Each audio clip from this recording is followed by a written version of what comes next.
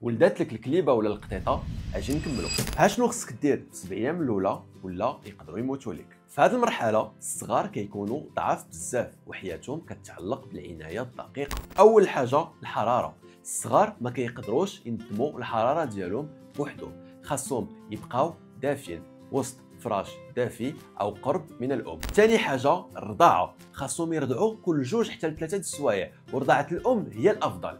الا ما كانتش خاص الحليب خاص بالمواليد ديال الحيوانات ماشي ديال البشر. ثالث حاجه النظافه، الام كتلحسهم باش تعاونهم يتبولوا ويتغوطوا في غالب الاحيان.